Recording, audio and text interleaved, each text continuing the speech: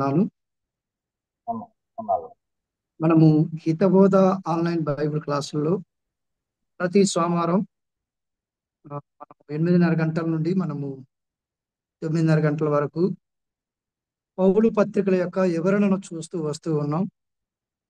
దేవుని యొక్క మహాకృపను బట్టి మనము రోమిలు రాసిన పత్రిక, అలాగే కొరింథీయులు రాసిన పత్రిక మొదటి పత్రికలో 10 అధ్యాయాల వరకు మనము ధ్యానం చేయడానికి ప్రభు కృప చూపించి ఉండగా, అందును బట్టి ప్రభువుని నేను స్తుతిస్తూ ఉన్నాను.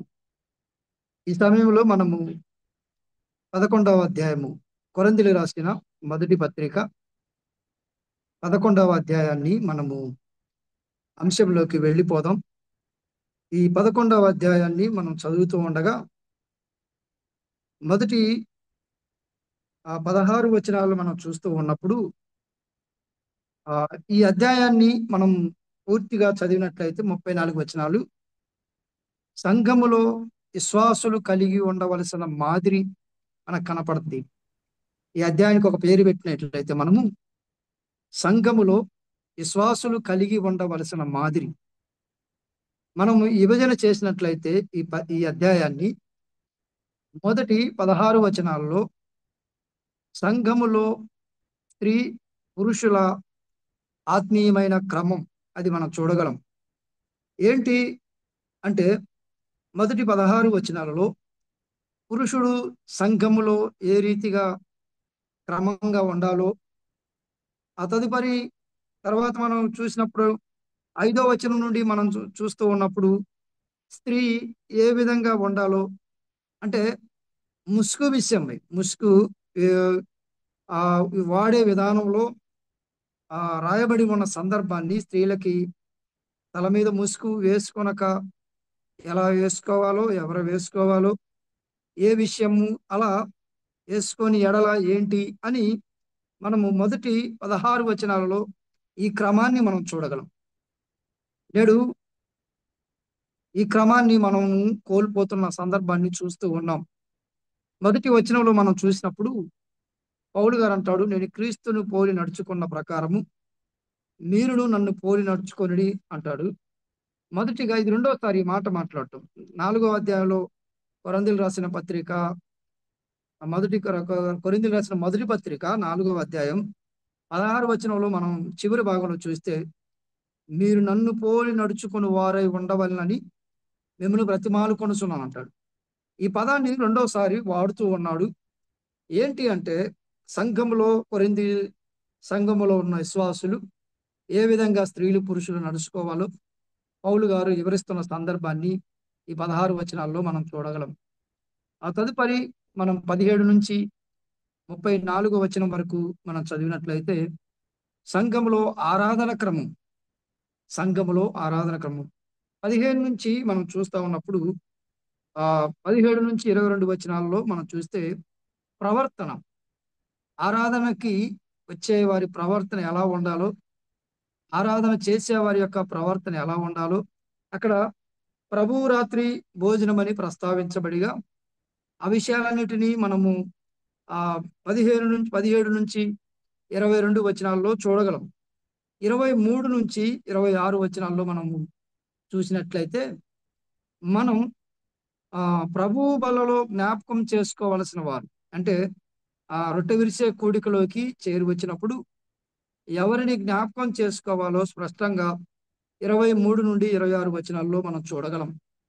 అంటే ప్రభు బలలో కనుక రొట్టె విరిసే కూడికలోకి చేరి వచ్చినప్పుడు ప్రభైన యేసు క్రీస్తు వారిని నన్ను జ్ఞాపకం చేసుకొనుటకై దీనుని చేయుడి అని సెలవిచ్చినప్పుడు, అంటే రొట్టె విరిసే కూడికలో ప్రాముఖ్యమైన వారు, ప్రధానమైన వారు, ఆరాధించవలసిన వారు ప్రభైన యేసు క్రీస్తు వారే.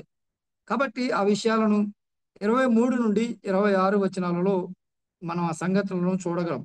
ఆ తదుపరి 27 నుంచి 34 వచనాల్లో మనం చూసినట్లయితే ఆరాధించవలసిన వారు పాలు పొందవలసిన విధానం, అంటే ఆరాధించేవారు ఎలా ఉండి పాలు పొందాలి.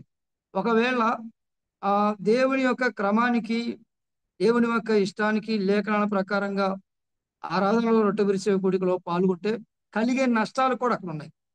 17, 27 నుంచి 37 వచనాలు చూస్తే మీరు చదివినట్లయితే దేవుని ఉగ్రత లేకపోతే దేవుని తీర్పు లేకపోతే దేవుని యొక్క పాత్రలోని త్రాగువారికి ఏమి కలుగుతుంది అంటే వివేచింపక త్రాగువాడు అంటే రొట్టె విరిసే కూడికలో ఏ విధంగా క్రమంగా ఉండాలో పౌలు గారు 17 నుంచి 34 ఏం చేయాలో ఎలా ప్రవర్తించాలో పాలు పొందాల్సిన విధానం ఏంటో ఈ మూడు పౌలు గారు 17 వచనాల నుండి 34 వచనాలలో వివరించడం జరిగింది. అంటే అందుకనే సంఘంలో ఆరాధన క్రమంలో విశ్వాసులు ఉండవలసిన విధానం, సంఘంలో స్త్రీలు పురుషులు వారి యొక్క ఆత్మీయమైన క్రమాన్ని గురించి ఈ 11వ అధ్యాయంలో మనం చూడగలం.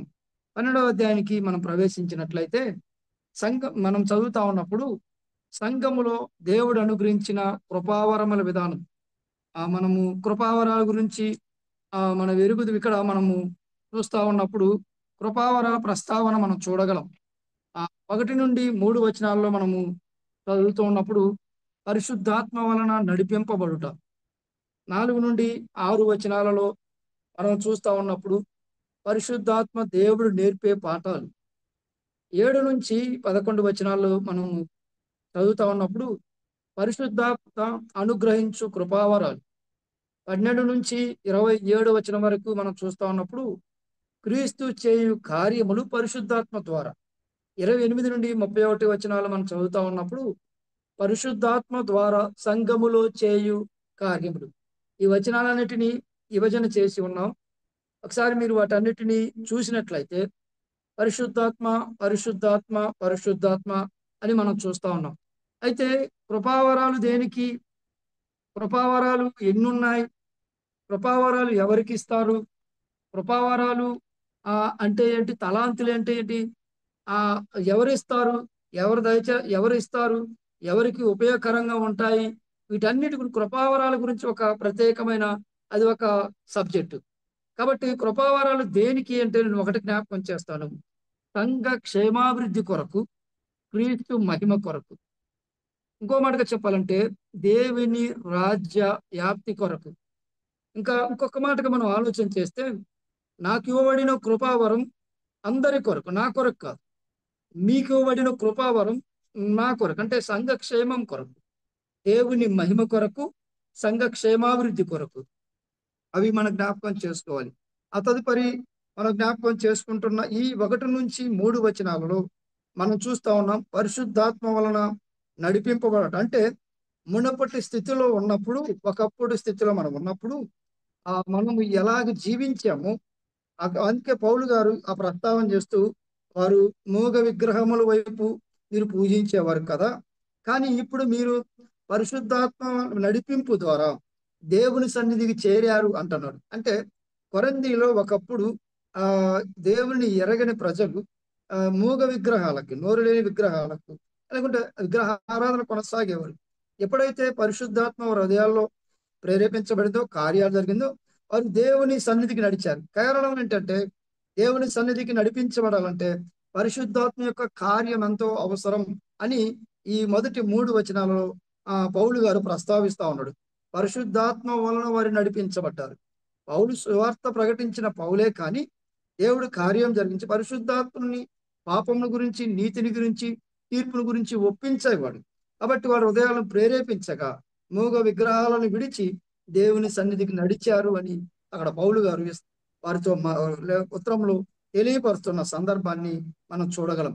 అంత మాత్రమే కాదు, 4 నుండి 6 వచనాలు పరిశుద్ధాత్మ నేర్పే పాఠాలు. అంటే ఎప్పుడైతే దేవుని సన్నిధికి మనం నడిపించబడ్డామో అక్కడ నుంచి నడిపించేవాడు, అంటే మనలో ముద్ర వేసి ఆత్మను సంచకరువుగా మన హృదయంలో దేవుడు ముద్రించిన తర్వాత అక్కడ నుంచి మనకు నేర్పే పాఠాలు ఉన్నాయి. అక్కడ ఏంటి, ఎలాగూ అంటే ఆ వచనాలలో మనం తర్వాత చదువుకోగలం. పరిచర్య విషయంలో, తర్వాత భాషల విషయంలో, తర్వాత అద్భుతమైన కార్యాల విషయాల్లో, ప్రవచించే విషయంలో, అన్ని విషయాలు ఏంటి, ఇవన్నీ 6 వచనాల వరకు మనం చూస్తా ఉన్నప్పుడు, 4 నుండి 6 వచనాల్లో చూస్తున్నప్పుడు ఏవేవి కార్యాలు చేయాలో పరిశుద్ధాత్మ, అంటే మనకి ఇవ్వబడిన కృపావరాన్ని ఏంటి, ఆ కృపావరం ఎలా ఉపయోగించాలి అని పరిశుద్ధాత్ముడు మనలో నుండి ప్రేరేపించి దేవుడు ఆ విధంగా నడిపిస్తాడు. తర్వాత మనం చూస్తా ఉన్నప్పుడు 7 నుంచి 11 వచనాలు చూస్తా ఉంటే పరిశుద్ధాత్మ అనుగ్రహించు కృపావరం. కృపావరం అనేది పరిశుద్ధాత్మను అనుగ్రహించే వరం అని మనం చూస్తా ఉన్నాం. వాటికి మనం ప్రత్యేకమైన పేర్లు కూడా ఉంటా. ఆత్మ సంబంధమైన వరం అని అనొచ్చు. తర్వాత దేవుడు అనుగ్రహించు వరం అని అనొచ్చు. పరిశుద్ధాత్మ వరము అనొచ్చు. కృపావరం మెట్టుకు మనము చూస్తా ఉన్నప్పుడు ఏంటి ఆ వరాలు విషయాలు మనం గమనించినప్పుడు ఆ చాలా అద్భుతమైన కార్యాలు అక్కడ పరిశుద్ధాత్మ అనుగ్రహించు వరముల్లో ఆత్మ సంబంధమైన ప్రత్యక్షత వరాలు ఉంటాయి. ఆత్మ సంబంధమైన అధికార వరాలు ఉంటాయి. ఆత్మ సంబంధమైన ఆవేశ వరాలు ఉంటాయి. అంటే వాటిల్లో మనం చూడగల బుద్ధి వాక్యం, జ్ఞానవాక్యం, విశ్వాసం, స్వస్థపరచుట, అద్భుత కార్యములు చేయుట, ప్రవచించే వరం, ఆత్మల వివేచన, నానా విధమైన భాషలు, భాషలకు అర్థం చెప్పుట, వీటన్నిటినీ మనము 7-11 వచనాలలో పరిశుద్ధాత్మను జరిగించే ఆ కార్యాలన్నిటినీ మనము చూడగలం. మనం చదివినట్లయితే ఆత్మ యొక్క ప్రత్యక్షత, ఆత్మ మూలంగా, ఆత్మను అనుసరించి, ఆత్మ వలననే, ఆత్మ యొక్కడే అని ఆత్మ యొక్క మీకు జరిగించు కార్యములన్నిటినీ దేవుడు అక్కడే అంటే ఈ రీతిగా మనం చదువుతున్నప్పుడు వారు కృపావరాలను అనుగ్రహించే ఏ విధంగా అనుగ్రహిస్తాడు కృపావరాలు, ఏ రీతిగా కొనసాగిస్తాడు, ఎలా వాటిని ప్రయోజనకరంగా ప్రత్యేకంగా అవి ఏ విధంగా దేవుని చిత్తము చొప్పున వాటిని ఎలా జరిగించాలో పౌలు గారు అక్కడ వాటి విషయాలన్నిటిని ప్రస్తావించడం జరిగింది. ఆ తదుపరి మనం చదువుతా ఉన్నప్పుడు ఈ 12వ అధ్యాయంలో 12-27 వచనాలు మనం చదువుతా ఉన్నప్పుడు క్రీస్తు చేయు కార్యములు క్రీస్తు చేయు కార్యములు అంటే పరిశుద్ధాత్మ ద్వారా అని మనము అక్కడ కొన్ని విషయాలు గమనించవచ్చు. ఒకసారి మనం చూస్తే 12వ వచనంలో ఎలాగు శరీరము ఏకమై ఉన్నను అనేకమైన అవయములు కలిగి ఉన్నదో, ఎలాగూ శరీరం యొక్క అవయములన్నీ అనేకములై ఉన్నాయో, ఒక్క శరీరం ఉన్నవో అలాగే క్రీస్తు ఉన్నాడు. ఈ వచనాలన్నిటిని చదువుతా ఉన్నప్పుడు, ఈ వచనాలని గమనిస్తా ఉన్నప్పుడు చాలా విశేషమైన మాటలు పౌలు గారు శరీరంతో పోలుస్తూ శరీర అవయములో ప్రతి అవయము ఎలాగూ దేహంలో శరీరంలో పనిచేస్తుందో అలాగే సంఘములో ప్రతి విశ్వాసికి ఇవ్వబడిన కృపావరాన్ని ఉపయోగించి క్రీస్తు ద్వారా జరిగించాలని పౌలు గారు ఈ విషయాలన్నిటినీ చెయ్యి అవసరమే, కాలు అవసరమే, కన్ను అవసరమే, అన్నీ అవసరమే. అది ఏంటి ప్రత్యేకత? ప్రతి దానికి దేనికి ఇవ్వవలసిన ప్రత్యేకత దానికి ఉన్నాయి. కాబట్టి సంఘములో ఎవరికి ఉండవలసిన ప్రత్యేకత వాళ్ళకు ఉంది, ఎవరికి ఇవ్వబడిన కృపావరం వాళ్ళకు ఉంది. దానిని క్రీస్తు ద్వారా పరిశుద్ధాత్మ ప్రేరేపణ ద్వారా క్రీస్తు చేయి కార్యాలని పౌలు గారు ఆ విషయాలన్నిటిని ప్రభువుతో పోలుస్తూ శరీరముతో పోలుస్తూ వాటిని కంపేర్ చేస్తూ పౌలు గారు చక్కగా వివరించడం జరిగిందంట. అంటే క్రీస్తు చేయి కార్యాలు పరిశుద్ధాత్మ ద్వారాని మనం చూడగలం.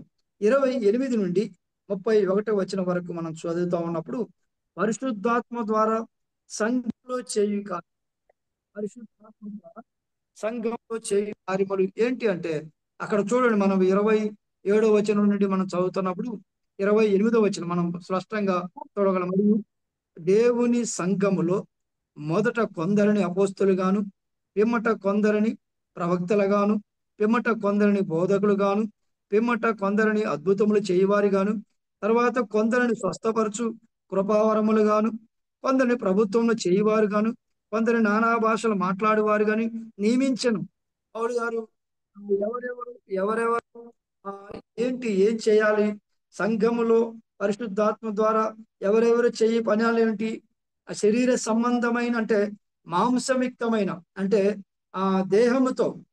దేహముతో జరిగించే కార్యాలు, ఆత్మ సంబంధమైన కార్యాలు అవి మహిమ శరీరంగా మార్చబోతున్నాం. కాబట్టి ఆత్మ సంఘములో మనము శరీరంతో మాంసయుక్తమై మనం మహిమ శరీరంగా మార్చబోతుండగా ఆత్మ సంబంధమైన కార్యాలను మనం సంఘములో జరిగించాలని ఎవరికి ఇవ్వబడిన బాధ్యత కొందరని పౌలు గారు ప్రస్తావిస్తే 29 వచనం అంటాడు, అందరూ అపోస్తుల, అందరూ ప్రవక్తల, అందరూ బోధకుల, అందరూ అద్భుతములు చేయువారా, అందరూ స్వస్థపరచు కృపావరము గలవారా, అందరూ భాషలతో మాట్లాడుచున్నారా? పౌలు గారు ఎవరికి అందరూ ఒకే విధంగా కొనసాగరు, కానీ అందరూ ఒకే విధంగా కొనసాగిపోయినప్పటికీ వారికి ఇవ్వబడిన కృపావరాన్ని సంఘ క్షేమాభివృద్ధి కొరకు ఉపయోగించాలని పరిశుద్ధాత్మ ద్వారా జరిగే కార్యాలు అవని పౌలు గారు 28 నుంచి 31 వచ్చి ప్రాముఖ్యంగా ఇది కృపావరాల గురించి తెలియపరుస్తున్న ఈ అధ్యాయము. ఇక్కడే కాదు, మనము కొరింథీయులకు రాసిన మొదటి పత్రిక 12వ ఇక్కడ మనం చూస్తాను. రోమిలకు రాసిన పత్రిక 12వ అధ్యాయంలో కూడా మనం చూడగలం. అదేవిధంగా ఎఫెసీయులకు రాసిన పత్రిక 4వ అధ్యాయంలో కూడా కృపావరాల గురించి మనం చూడగలం. పేతురు రాసిన మొదటి పత్రిక 4వ అధ్యాయంలో కూడా మన కృపావరాలు ఈ 4 పుస్తకాలలో కృపావరాల గురించి పౌలు గారు 3 పత్రికలలో ఈ కృపావరాల గురించి స్పష్టంగా వివరించడం జరిగింది. పేతురు గారు, అపొస్తలుడైన పేతురు గారు కూడా తన మొదటి పత్రికలో 4వ అధ్యాయంలో కృపావరాల గురించి ప్రస్తావించాడు. కాబట్టి కృపావరాల గురించి ఇంకా మనము నేర్చుకోవాలంటే ఒక ప్రత్యేకమైన అది అంశం, అది ఈ సమయం కాదు. ప్రభు కృపను బట్టి అనుభవం కలిగిన వారు మనకు తెలియపరుస్తారు. దాటి వెళదాం. ఇది ప్రత్యేకంగా సంఘములో దేవుడు అనుగ్రహించిన కృపావరాల విధానం. ఇది ఈ 12వ అధ్యాయంలో మనం చూడగలం. దాటి వెళదాం. మనము 13వ అధ్యాయంలోకి ప్రవేశిద్దాం. 13వ అధ్యాయాన్ని మనం చదువుతున్నప్పుడు ప్రపంచంలో చాలా మందికి ఈ అధ్యాయము పరిచయం. చాలా మందికి ఈ యొక్క అధ్యాయం ఏంటంటే ప్రేమ గురించి తెలియపరుస్తూ ఉంది. భౌతిక సంబంధమైన ప్రేమ గురించి తెలియబడింది. దానికంటే ప్రాముఖ్యమైనది సంఘములో కలిగి ఉండవలసిన ప్రేమ. ఈ అధ్యాయం అంతా మనం చదువుతున్నప్పుడు చాలా ప్రేమ గురించి ఎక్కడ ఏ అధ్యాయాలలో రాయబడినంతగా రాయబడంటే భౌతికంగా మనకు అర్థమయ్యే విధానంగా ఆ ప్రేమ గురించి ఇక్కడ మనం చూడగలం. వాస్తవానికి దేవుని ప్రేమను చూస్తాం, క్రీస్తు ప్రేమను చూస్తాం. కానీ ఒక ప్రజల మధ్య, సంఘం మధ్య, విశ్వాసుల మధ్య ఉండవలసిన ప్రేమను మనం చూస్తూ ఉంటాం. మొదటి 3 వచనాలు మనం చూస్తున్నప్పుడు ప్రేమ యొక్క ప్రాధాన్యత, ప్రేమ యొక్క ప్రాధాన్యత అంటే ఏంటి, దాని ప్రాధాన్యత ఏంటి, ప్రేమ ఎందుకు అవసరం, అది మనం చూడగలం. ఆ ప్రేమ యొక్క ప్రాధాన్యత మనం గమనించగలం. 4 నుండి 7 వచనాల్లో చూస్తుంటే ప్రేమ యొక్క ప్రత్యేకత, దాని ప్రత్యేకత మనం చదవగలం. ఎంత విచిత్రంగా, ఎంత అద్భుతంగా ఉంటుందంటే చాలా విశేషంగా ఉంటుంది. ప్రేమ దీర్ఘకాలం చూడండి, దాని ప్రత్యేకత దీర్ఘకాలము సహించిన తర్వాత మనందరికీ తెలిసిందే. నేను ఊరికలా జ్ఞాపకం చేస్తూ ఉన్నాను. ప్రేమ దీర్ఘకాలం సహించును. అక్కడ మనం చదువుతా ఉన్నప్పుడు దయ చూపించును. ప్రేమకు మాత్రమే ఈ ప్రత్యేకత ఉంది. ఈ ప్రత్యేకతలో మనం చూస్తా ఉన్నప్పుడు ఆ ప్రభువైన యేసు క్రీస్తు వారిని మనం చూడగలం. ఇటువంటి ప్రేమను కనపరిచిన వారు ప్రభు వారు తప్ప ఇంకెవరు భూలోకంలో కనబడరు. ఆయన తర్వాత ఇంకెవరైనా సరే ప్రేమ యొక్క ప్రత్యేకత, దానికంటే క్రీస్తు యొక్క ప్రత్యేకత కూడా మనం చూడగలం. 8 నుండి 13 వచనాలలో ప్రేమ యొక్క పరిపూర్ణత, పరిపూర్ణత మనం గమనించగలం. ప్రేమ శాశ్వత కాలం ఉండును అని పదాన్ని మనం చదువుతూ చివరి వచనాల్లో మనం చూస్తున్నప్పుడు విశ్వాసము, నిరీక్షణ, ప్రేమ ఈ 3 నిల్చును. వీటిలో శ్రేష్టమైనది ప్రేమయే పరిపూర్ణత.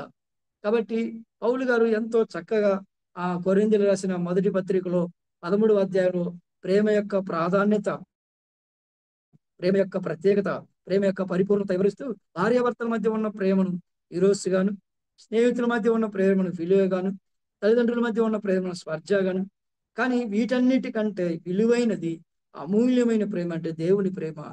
దానిని అగాపే అని మనం తెలుసు. అది అగాపే అని మనం చదువుతాం. అగాపే అని మనం గుర్తించిన వారం. దేవుని ప్రేమ ఎంత గొప్పదో మన వెరుగుదము. ఈ అధ్యాయంలో భౌతికంగా సంఘములో రాయబడిన వాటిని గమనిస్తాం, కానీ దీని పరిపూర్ణత క్రీస్తులో మనం చూడగలం. ప్రభువైన యేసు క్రీస్తులో మనము ఆయన ప్రేమ యొక్క పరిపూర్ణతను మనం నిజమైన ప్రేమ మనకు ప్రభువైన యేసు క్రీస్తులోనే దొరుకుతుంది తప్ప ఎక్కడ ఆయన స్వరక్తం ఇచ్చి సంపాదించిన సంఘములో దొరుకుతుంది. ఆయన ఎందు విశ్వాసం ఉంచిన వారిలో, ఆయన నామం ముందు విశ్వాసం ఉంచిన వారిలో ఆ సంఘములో మనము చూడగలం. ప్రేమ యొక్క ప్రాధాన్యతను, ప్రత్యేకతను, పరిపూర్ణతను మనము సంఘములో కలిగి ఉండాలని పౌలు గారు తెలియపరుస్తూ ఈ 13వ అధ్యాయాన్ని జ్ఞాపకం చేస్తున్నాడు. 14వ అధ్యాయానికి మనం ప్రవేశిద్దాం. 14వ అధ్యాయాన్ని మనం ప్రవేశించినప్పుడు సంఘములో భాషలు, స్త్రీల గురించి వివరణ మన విరుగుదము. సంఘములో మనము గమనిస్తా ఉన్నప్పుడు మొదటి 33 వచనాలలో సంఘం ప్రవచనము మరియు భాషల మధ్య వ్యత్యాసం. ప్రవచనం అంటే ఏంటి, భాషలు అంటే ఏంటి, ఈ రెండింటి మధ్య వ్యత్యాసాన్ని మనము ఆ ఈ 1-33 వచనంలో చూడగలం. భాషల కంటే, మర్మము కంటే ప్రవచించుట మంచిది.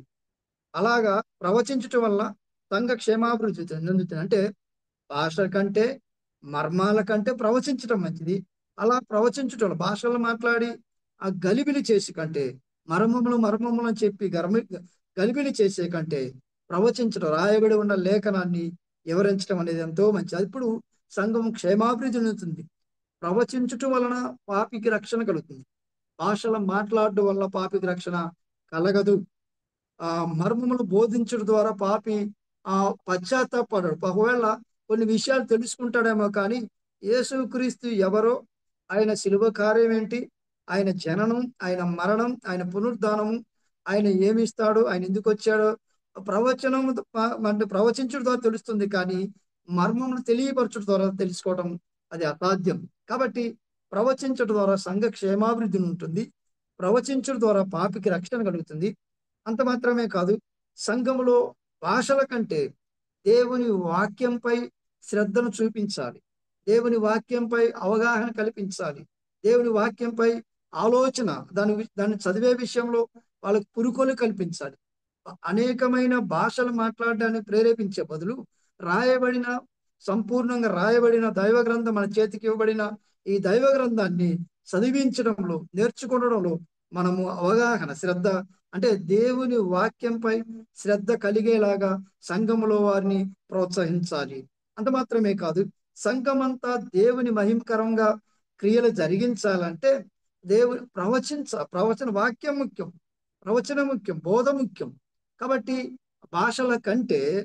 భాషల కంటే మర్మాల కంటే సంఘం దేవుని మహిమకరంగా ఎదగాలంటే ఆ క్రియలతో పాటు క్రియలు కూడా కొనసాగించాలంటే దేవుని వాక్యం ముఖ్యం. అంటే భాషల ద్వారా క్రియల కలగవు, ప్రవచన మర్మాల ద్వారా క్రియలు కలగవు. కానీ దేవుని వాక్యాన్ని బోధించగా అవి సంఘ క్షేమాభివృద్ధికి ఉపయోగపడతాయి. వాక్యాన్ని బోధించగా అవి సంఘములో అనేకులకు మేలుకరంగా క్రియలు చేయడానికి కార్యరూపం దాలుస్తుంది దేవుని వాక్యం. అది అందుకని పౌలు గారు ఆ విషయాలన్నిటినీ ప్రస్తావించాడు. ప్రవచనానికంటే భాషల మధ్య ఉన్న వ్యత్యాసం ఏంటో పౌలు గారు వివరిస్తూ ఇంకొక మాట అంటాడు. శ్రేష్టమైన మాట ఏమంటే, దేవుడు 33వ వచనంలో మనం చూసినప్పుడు అలాగే పరిశుద్ధుల సంఘములన్నిటిలో దేవుడు సమాధానముకే కర్త గాని అల్లరికి కర్తగాడు. నేడు సంఘాలలో నాటి సంఘాలలో పౌలు గారు ప్రస్తావిస్తూ సంఘములో సమాధానమే కాని అల్లరికి దేవుడు కర్త కాడు. సంఘములో అల్లరి ఉండరాదు, గలిబిలి బోధ ఉండరాదు, అనవసరమైన లేకపోతే ఎరగని భాష, తెలియని భాష మాట్లాడి ఈ ప్రజల గలిబిలి అల్లరి సృష్టించకుండా దేవుడు సమాధానకే కర్త కాబట్టి ఆయన అల్లరికి కర్త కాడు. కాబట్టి సంఘములో అందరూ ప్రవచన వాక్యాన్ని అనగా దేవుని వాక్యాన్ని ధ్యానించాలని, దేవుని సంఘ క్షేమాభివృద్ధి చెందాలంటే దేవుని వాక్యంపై శ్రద్ధ ఉంచాలని వాటి గురించి పౌలు గారు ప్రస్తావిస్తూ ప్రవచనానికి భాషల మధ్య వ్యత్యాసాన్ని స్పష్టంగా 33 వచనాలలో మన ఆ విషయాలన్నిటినీ స్పష్టంగా మనం చూడగలం. ఎవరు భాషలు మాట్లాడాలో, భాషలు ఎలా మాట్లాడితే అర్థం ఎవరు చెప్పాలో, ఎవరు ప్రార్థన చేయాలో, ఎవరు ప్రకటించాలో, ఎవరు వాక్యం చెప్పాలో ఒక క్రమాన్ని పౌలు గారు ఈ 14వ అధ్యాయంలో సంఘములో జరగవలసిన క్రమాన్ని వివరించడం జరిగింది. ఆ తదుపరి మనం చూస్తా ఉన్నప్పుడు 34 నుండి మనం చూసినప్పుడు 34 నుండి మనం చూస్తే 40 వచనం వరకు, వాస్తవానికి 34 అక్కడ బండి అని 34 నుండి 38 వరకు, 34 నుండి 38 వరకు అక్కడ చూసినట్లయితే అక్కడ ఒక పదాన్ని మనం చూడగలం. ఏమిటంటే సంఘములో స్త్రీలు ఉండవలసిన విధానం. సంఘములో స్త్రీలు ఉండవలసిన విధానం మనం అందరం ఎరుగుదము. మన అసెంబ్లీ వాళ్ళకి ప్రత్యేకంగా చెప్పాల్సిన పని లేదు. కానీ నేడు ఎన్నో సంఘాలలో ఈ గలిబిలి ఉంది. అనేక కార్పొరేట్ సంఘాలలో సైతం వారు కూడా దీనిని వక్రీకరించి, ఈ పదాన్ని వక్రీకరించి అనేక విధాలుగా అనేక డిబేట్లు పెట్టి చాలా స్పష్టంగా రాయబడిన పదాన్ని దానికి అనుకూలపరుస్తూ నాటి కాలం కొరింథీ సంఘములో ఉంది, నాటి కాలములో ఉంది, నేడు కాదు అని వాళ్ళ ప్రస్తావన ఒక్కానిస్తూ ఫిలిప్పి కుమార్తెలను గురించి ప్రస్తావిస్తారు. నలుగురు కుమార్తెలు ప్రస్తావించలేరా, ప్రవచించలేదా అని చెప్తూ సంఘములో స్త్రీలు కూడా మాట్లాడవచ్చు, స్త్రీలు కూడా బోధించవచ్చు, స్త్రీలు కూడా అధికారాన్ని కొనసాగించవచ్చని నేడు ఎన్నో సంఘాలలో ఉంది. కానీ ఒకే ఒక లేఖనం మనకి స్పష్టంగా తెలియపరుస్తుంది. ఏమిటంటే స్త్రీలు సంఘములో మౌనంగా ఉండ ఉండవలసినది అని పౌలు 34 వచనంలో చాలా, తిమోతికి రాసిన పత్రికలో కూడా, అది కొరింథీ సంఘానికి మాత్రమే కాదు, వ్యక్తిగతంగా కూడా పౌలు రాశాడు. స్త్రీలు సంఘములో మౌనంగా ఉండవలసినదే అని అది పౌలు గారి అభిప్రాయం అనుకుంటారు. చాలా మంది వక్రీకరిస్తుంది పౌలు గారి అభిప్రాయం. కాబట్టి ఇది పౌలు ఆనాటి కాలంలో ఉన్న స్త్రీలకు బోధించాడు, నాటి సంఘానికి బోధించాడు అని. అట్లయితే స్త్రీలు సంఘములో మాట్లాడవచ్చు అనే ఒక పదాన్ని లైఫ్ టైం ఎవరైనా చూపించగలరా? అదే పదాన్ని సంఘములో స్త్రీలు మాట్లాడవచ్చు అని దానిని వ్యతిరేకిస్తూ గ్రీసు దేశస్తుడని రక్షణ సంబంధించిన విషయాన్ని స్త్రీలకు ఆపాదిస్తూ చాలా మంది ఎంతో గలిబిలిగా బోధించి తప్పు దోవలో నడిపిస్తున్న క్రమాన్ని మనం చూస్తా ఉన్నాం. ఇంకొక మాట ఇక్కడ నేను తెలియపరచాలి. ఏమనంటే స్త్రీలు ఇంకొక మాట ఏమంటారంటే, మీ బ్రదర్ అండ్ క్రిస్టియన్ అసెంబ్లీ వాళ్ళు స్త్రీలను పక్షపాతం చూపుతారు, లేకపోతే స్త్రీలను అణగదొక్కుతారు, వాళ్ళు స్త్రీలకు ఇలువ లేదు అని మాట్లాడుతూ ఉంటారు. అట్లయితే ఆ విషయంలో మనం పాటిస్తున్న ఈ లేఖనం సత్యం వాస్తవమే. కానీ కొంతమంది తప్పుదో పట్టిస్తున్న క్రమంలో అట్లయితే ప్రభువుని మనం బోనులో నిలపవలసి వస్తుంది. ఎట్లాగూ అంటే ప్రభువు ఆ పురుషుడిలో నుండి స్త్రీని నిర్మించాడు. అప్పుడు ప్రభువుని బోనులో నిలబెట్టాలి అని. అంత మాత్రమేనా కాదు, ఆయన భూమి మీదకి వచ్చిన తర్వాత ఆయన ఎన్నుకున్న శిష్యులలో 12 మందిని పురుషులే ఎన్నుకున్నారు. 6 మంది పురుషులను 6 మంది స్త్రీలను ఎన్నుకోవాలి. అప్పుడు ప్రభువుని మనం బోన్లో నిలిపాలి, ప్రత్యేకంగా పనికి పంపించేటప్పుడు. అంత మాత్రమే కాదు, పేతురు రాసిన పత్రికలో అపోస్తలుల కార్యం 2వ అధ్యాయంలో మనం చూస్తా ఉన్నప్పుడు మరియ ఉంది, తదుపరి కొంతమంది స్త్రీలు ఉన్నారు. కానీ పేతురు గారు మాత్రమే సువార్తను ప్రకటించాడు.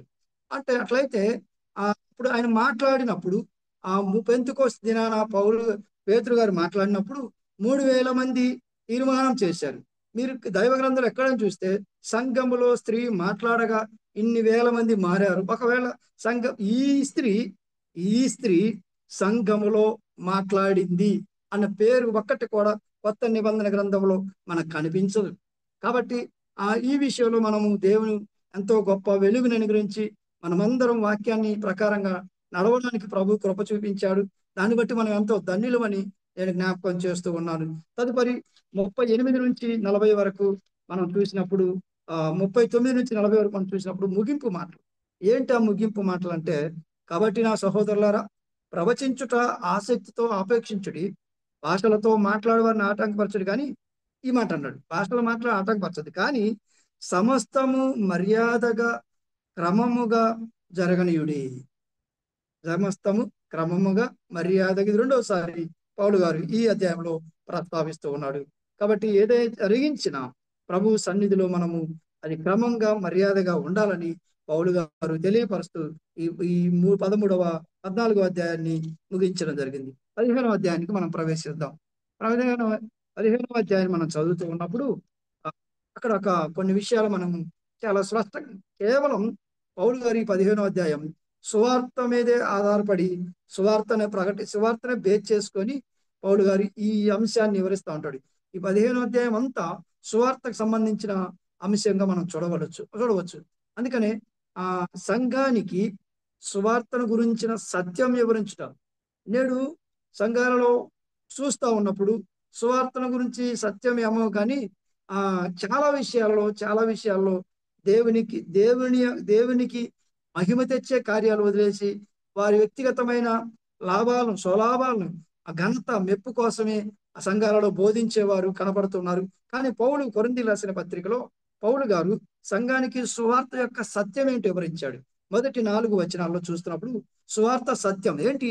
సువార్త సత్యం అంటే ప్రభు జననం, ప్రభు యొక్క మరణం, ప్రభు యొక్క సమాధి, ప్రభు యొక్క పునరుత్థానం, ఈ 4 సువార్త సత్యంలో తెలియపరచాలి. అవి సువార్త సత్యంలో ఎరిగి ఉండాలి. అవి సువార్త సత్యంలో మనము ప్రకటించవలసినది. అది సత్యం. ఆయన జన్మించడం సత్యం, ఆయన మరణించడం సత్యం, ఆయన సమాధి చేయబడడం సత్యం, ఆయన తిరిగి లేపబడడం అనేది అది సత్యం. కాబట్టి అది నిజం, అది వాస్తవం, ఇది సువార్త. దాటి వల్ల 5-11 వచనాల్లో మనం చూస్తా ఉన్నప్పుడు సువార్తకు సాక్షులు. సువార్తకు సాక్షులు ఎవరంటే ప్రభువైన యేసు క్రీస్తు వారు నాటి కాలంలో అనేక ఆయన శిష్యులు ఉన్నారు. అంత మాత్రమే కాదు, శిష్యులు మరియు 5,000 మంది, 500 మంది ఆయన ఉండగా ఆయనతో పాటు ఉన్నవారు, ఆయన చూసిన వారు. అంటే ఆయన సువార్తకు సాక్షులు అంటే శిష్యులే కదా ప్రకటించింది.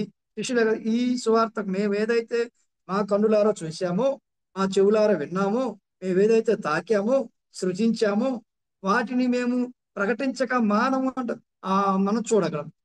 పౌలు దేవుని యొక్క ప్రభువైన యేసు క్రీస్తు వారి యొక్క శిష్యులు, ఆ అపోస్తలులు ప్రభువుకు సాక్షులుగా నిలిచిన వారు.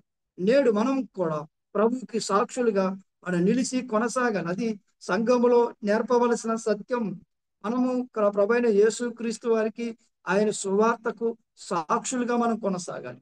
12-19 వచనాలు మనం చదువుతున్నప్పుడు సువార్తకు ప్రతికూలం అంటే ఎన్నో మనం చూస్తా ఉన్నప్పుడు ఆయన పునరుద్ధాన విషయం, చాలా మంది ఆయన చనిపోలేదు, ఆయన తిరిగి లేవలేదు, ఆయన ప్రవక్త కాదు, లేకపోతే ఆయన ప్రవక్త కదా, లేకుంటే ఆయన దేవుడు కాదు కదా, ఎన్ని వచనాలు ఉన్నాయి, ఎక్కడ ఉన్నాయి, అసలు యేసుప్రభు దేవుడు అని ఏడుంది, ఇలాంటి ప్రతికూలాలు ఉంటాయి. కానీ సంఘానికి ఇలాంటి ప్రతికూలమైన అవాంతరాలు ఎదురైనప్పుడు ఏమి చెప్పాలో దాని గురించి పౌలు గారు స్పష్టంగా 12 వచనాల నుండి 12 వచనాలు 19 వచనాలు 12-19 వరకు సువార్త ప్రతికూలాలు ఉంటాయి. కానీ చూపించవలసిన ఎవరని అంటే ప్రభువైన యేసు క్రీస్తు వారి జననం, మరణం, పునరుద్ధానము, ఆయన యొక్క సమాధి గురించి తెలియపరుస్తూ ఆయననే తెలియపాలని పౌలు గారు సువార్తకు రుజువుగా ఉన్న సువార్త ప్రతికూలాల గురించి మాట్లాడుతూ ఉంటారు. తదుపరి మనం చూస్తా ఉన్నప్పుడు 20-28 వచనాలు మనం చదువుతున్నప్పుడు సువార్తకు మాది రుజువు ఎవరు అంటే ప్రభువైన యేసు క్రీస్తు. ఎవరు ఈ సువార్తకు మంచి వార్త, ఈ మంచి వార్తకు రుజువు ఎవరు అంటే ప్రభువైన యేసు క్రీస్తే. 20 వచనాల నుండి 28 వచనాలలో చదువుతున్నప్పుడు ఆ రుజువు గురించి, ఆయన గురించి స్పష్టంగా మనము ఆ తెలియపరుస్తూ ఆదాము గురించి తెలియపరుస్తాడు పౌలు గారు. ఆదాము గురించి తెలియపరుస్తూ ఆ విషయాలన్నిటినీ ప్రారంభం నుంచి ఆ విషయాలన్నిటినీ స్పష్టంగా ప్రభువుని గురించి అద్భుతంగా కొరింథీ వారికి తెలియపరుస్తూ ఉంటాడు. తదుపరి 29-34 వచనాల్లో మనం చూస్తే సువార్త సంబంధమైన హెచ్చరిక. ఏంటి సువార్త సంబంధమైన హెచ్చరిక అంటే అక్కడ కొన్ని వచనాలు మనం చూడగలం. ఇక్కడ 29-34 వచనాలు చూస్తే 33 నుంచి చూడండి, లేకపోతే 34 వచనం చూడండి. నీతి ప్రవర్తన గలవారై మేల్కొని పాపము చేయకుడి అంటే సువార్త సంబంధించి సువార్తను ప్రకటించేవారు, సువార్తను వివరించేవారు, సువార్తను బోధించేవారు, తిరువార్తను తెలియపరిచేవారు ఎలా జీవించాలో దేవుని గురించే జ్ఞానాన్ని కలిగి, దేవునితో సంబంధాన్ని కలిగి, పాపాన్ని విడిచి, చెడు నడతను విడిచి, దేవుని గురించి సువార్త ప్రభువైన యేసుక్రీస్తు వారి గురించి స్పష్టంగా సిగ్గుపడకుండా దేవునితో సంబంధాన్ని కలిసి, చెడు నడతను విడిచి స్పష్టంగా దేవుని గురించి ఆ సంబంధాన్ని కలిగి సువార్తను ప్రకటించాలి అని పౌలు గారు 29-34 వచనాల్లో మనం చూడగలం. 35-54 వచనాలు మనం చూస్తూ ఉంటే సువార్తకు రుజువుగా ఉన్న సృష్టి అని మనం చూడగలం. వాస్తవాన్ని చూస్తే ప్రభు శరీరాన్ని మనం అక్కడ గమనించగలం. ఏది క్షయమైపోయేదో, ఏది అక్షయమైపోయేదో, కాబట్టి ఏది మృతులదైతే, ఏది క్షయంగా మృతుల్లోకి వెళ్ళిపోతుందో, ఏది అక్షయంగా లేపబడుతుందో వాటన్నిటి గురించి అందుకే ఆ సృష్టి అని పౌలు గారు ఆ విషయాలన్నిటి ఒక మాటగా మీకు ఇక్కడ ఒక విషయాన్ని జ్ఞాపకం చేయడానికి నేను ఇష్టపడుతున్నాను. ఏమిటంటే ఆ వచనాలు మనం చదువుతున్నప్పుడు 35-54 వచనాలు చదువుతున్నప్పుడు అక్కడ ఒక శ్రేష్టమైన మాట తెలియపరుస్తుంది. ఏదంటే 44 వచనం చూడండి. ప్రకృతి సంబంధమైన శరీరంగా ఎత్తబడి ఆత్మ సంబంధమైన శరీరముగా లేపబడును అని స్పష్టంగా సువార్త గురించి, అంటే ఎవరైతే ఈ శరీరంతో ఉన్న మనము ఆ సువార్తలో ఈ శరీరంతో ఉన్నవారు మరణిస్తారు, చనిపోతారు. కానీ యేసు ప్రభుని ఎరిగితే, నమ్మితే మరలా వారు క్షయమైపోకుండా అక్షయమైన వారుగా తిరిగి లేస్తారు. ఆ రుజువు ఎవరంటే ప్రభైన యేసు క్రీస్తే. సృష్టిలో ఎవరు అంటే ప్రభైన యేసు క్రీస్తే. మనము చూసినప్పుడు ఒక విత్తనము భూమిలో వేసినప్పుడు అవి చనిపోయి తిరిగి ఎలాగో విత్తబడుతుందో, అది క్షయమైపోకుండా అక్షయమై ఎలా లేస్తుందో, ఆ విషయాలన్నిటిని ఒక పౌలు కొరింథీలో ఉన్న సంఘానికి వివరిస్తున్న సందర్భాన్ని మనం చూడగలం. 55 నుండి 58 వచనాల్లో మనం చూస్తా ఉన్నప్పుడు సువార్త ప్రకటనకై పిలుపు అంటే మరణం ఎవరు అంటే సువార్తను ప్రకటించడానికై పిలుపు అంటే ప్రభువైన యేసు క్రీస్తు వారే. ఆయననే పిలువబడిన వారు. ఆయన కార్యాభివృద్ధి అందు మనం ఆసక్తులై కొనసాగించాలి అని పౌలు గారు. పిలువబడిన మనం ఇంకా పదానం ఏంటంటే 58 వచ్చిన మనం అందరం ఎరుగుతాం. ఆ మాట జ్ఞాపకం చేస్తున్నా. కాగా నా ప్రియ సహోదరులారా, మీ ప్రయాసమును ప్రభునందు వ్యర్థం కాదని ఎరిగి స్థిరులను కదలని వారును ఎప్పటికీ ప్రభు కార్యాభివృద్ధి ఎప్పటికీ ఆసక్తులై ఉండండి. అంటే మనకి ఇవ్వబడిన ఈ పిలుపులో సువార్త ప్రకటించే వారికి ఇవ్వబడిన ఈ పిలుపులో మనము ఎప్పటికీ ఆసక్తులై ఉండవలసిందే అని పౌలు గారు కొరింథీలో ఉన్న సంఘానికి తెలియపరుస్తూ రాస్తూ ఉన్నాం. మీకు సువార్త ప్రకటనకై పిలుపు ఇవ్వబడినంటే అంటే ప్రభు పనికరకై, అంటే సువార్త అందరూ ప్రకటించవలసింది, స్వార్థకులే కాదు, అందరూ. కాబట్టి ఇక్కడ జ్ఞాపకం నా ప్రియ సహోదరులారా, మీ ప్రయాసమును ప్రభునందు వ్యర్థము కాదని పౌలు తెలియపరుస్తూ ఎప్పటికీ ఆసక్తిలో ఉండనని సంఘానికి సత్యాన్ని వివరిస్తూ ఉన్నాడు. సువార్త గురించి సత్యం సంఘానికి అందరికీ ఈ ప్రకటన చేస్తూ ఉన్నాడు. 16వ అధ్యాయానికి మనం ప్రవేశిద్దాం. 16వ అధ్యాయాన్ని మనం చదువుతున్నప్పుడు ఈ 16వ అధ్యాయం అంతా సంఘములో సొమ్మును గూర్చిన సందేశం. సంఘంలో సొమ్మును గూర్చిన సందేశం అంటే ఆ సంఘములో ఉన్న ఆ సొమ్ము ఎలా ఖర్చు పెట్టాలి, ఎలా పోగు చేయాలి, ఎట్లా ఏంటి అని అక్కడ మనం చూడగలం. మొదటి 4 వచనాల్లో దేవుని సొమ్ముని పోగు చేయుట అది మనం చూడగలం. తదుపరి 5 నుంచి 9 వచనాల్లో దేవుని సేవకుని ఆసక్తి అక్కడ మనం చూడగలం. ఆ మాసిదోనియాలోకి వెళ్ళి వాళ్ళంతా బీదలైనప్పటికీ యెరూషలేములో ఉన్న ఆ క్రైస్తవులైన బీదలకు ఇవ్వాలని ఆయనకున్న ఆసక్తి చూడండి. వాస్తవానికి పౌలు ఎఫెసీలో ఉన్నాడు. ఆ యెరూషలేములో ఉన్న సంఘంలో ఉన్న క్రైస్తవులు బీదలని తెలిసి ఆ మాసిదోనియా వారి దగ్గర నుంచి అనేకమైన కానుకలను పోగు చేయడానికి అతనుకున్న ఆసక్తి. కొరింథీలో వారి దగ్గర కూడా కానుకలు పోగు చేయాలని వారికి తెలియపరుస్తూ ఆసక్తి చూడండి. అంటే దేవుని పిల్లలకి సహాయం చేసే విషయంలో దేవుని సేవకుని యొక్క పౌలు గారి యొక్క ఆసక్తి గురించి మనం అక్కడ చూడగలం. 10 నుండి 18 వచనాల్లో మనం చదువుతూ ఉన్నప్పుడు దేవుని సేవకుని యొక్క సహపరిచారకులు అక్కడ కొంతమంది పేర్లు మేము చూడగలం. స్తెఫను ఇంటి వారని, అక్కయ్య వారని కొన్ని విషయాలు కొన్ని అక్కడ మన పేర్లు అక్కడ చాలా కొంతమంది పేర్లు మనం అక్కడ పొర్మనాతు, అకాయును, స్తెఫను, పొర్మనాతు, అకాయును, తర్వాత కొన్ని విషయాలు స్తెఫను, ఇలాంటి 4 పేర్లను ఆ సహకారులు వీళ్ళంతా పౌలుకి సహకారులుగా ఉండి పౌలుని వెంబడించి పౌలు చెప్పినట్లుగా దేవుని చెప్పినట్లుగా నడుస్తూ వాళ్ళు ఎంతో సంతోషాన్ని కలిగించిన వారి విషయం గురించి పౌలు ప్రస్తావిస్తూ ఉన్నాడు. ఆ తదుపరి 19 నుండి 24 వచనాల్లో దేవుని పిల్లలకు వందన వచనాలు చెప్తా ఉన్నాడు. దేవుని పిల్లలకు వందన వచనాలు చెబుతున్నాడంటే ఏ విధంగా అంటే వందన వచనం 20 వచనం చూడగలం. సహోదరులందరూ మీకు వందనములు చెప్పుచున్నారు, పవిత్రమైన బుద్ధి పెట్టుకొని మీరు ఒకరినొకరు వందనములు చేసుకొనుడి అంటూ పౌలు గారు తన స్వహస్తాలతో ఈ ఉత్తరాన్ని రాస్తూ దేవుని దీవెనలు అందిస్తూ ముగించాడు. క్రీస్తు యేసునందలి నా ప్రేమ మీ అందరితో ఉండును గాక అని దీవిస్తూ ఆశీర్వదిస్తూ దేవుని కృప, యేసు క్రీస్తు కృప తోడై ఉండునని చెప్పి చలవిస్తూ ఈ మొదటి పత్రికను ముగిస్తూ ఆయన వందనాన్ని తెలియపరుస్తూ దేవుని దీవెనలు అందిస్తూ ఈ పత్రికను ముగించడం జరిగింది.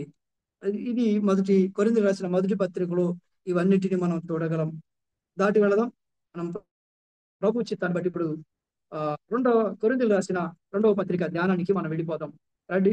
మనము కొరింథీయులకు రాసిన 2వ పత్రిక ధ్యానం చేద్దాం. కొన్ని విషయాలను చూడండి. మనము మొదటి 10 వచనాలుగా మనం 10 క్వెషన్లుగా మనం చూస్తా ఉంటాం. ఒకటి, ఎవరు రాశారు? 2 మనం చూడగలం. ఎప్పుడు రాశారు? తదుపరి మనం చూస్తే ఎక్కడి నుండి రాశాడు? గ్రంథ నేపథ్యం ఏంటి? గ్రంథ ఉద్దేశ్యం ఏంటి? గ్రంథ విభజన ఏంటి?